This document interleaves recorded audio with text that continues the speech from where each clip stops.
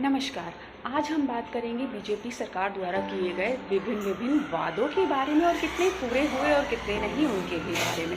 आइए सबसे पहले हम बात करते हैं जो उनका लेटेस्ट एक वादा किया गया है। जो हमारे देश के प्रधानमंत्री श्री नरेंद्र मोदी जी है वो 15 अगस्त को दिल्ली के लाल किला पर देश को संबोधित करते हुए स्पीच देते हैं और उसमें वो एक योजना का उद्घाटन करते हैं। उस योजना का नाम है पीएम विकसित भारत रोजगार योजना।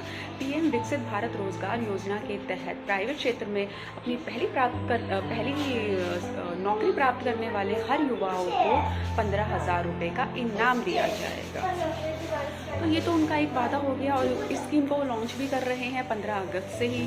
इससे पहले भी उन्होंने बहुत सारे वादे करे हैं, जिसमें से मैं आपको बता देती हूँ कि दिल्ली में हुए 2025 में विधानसभा चुनावों में भी उन्होंने वादे किए थे कि अगर हमारी सरकार दिल्ली में बनती है तो मैं दिल्ली की हर गरीब महिला के अकाउंट में 2500 रुपये डालूंगा, वो भी 8 मार्च को। तो आप ज़रा चेक कर लीजिए किस महिला के अकाउंट में आए हुए हैं वो 2500 रुपये।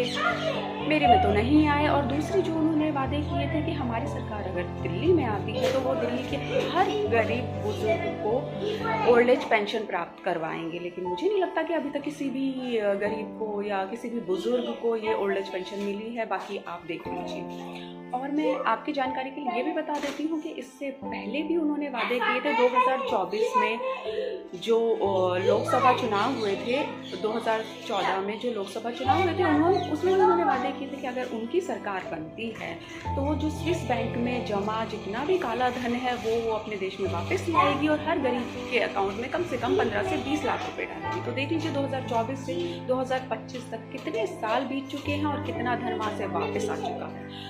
तो जो मुझे यहाँ पे मैं आपको बात बताना चाहती हूँ कि बीजेपी सरकार सिर्फ वादे कर रही है, उन वादों को पूरा करने का उनका कोई मन नहीं है, ना ही उसके लिए वो आगे कोई कार्रवाई कर रही है। तो अब आप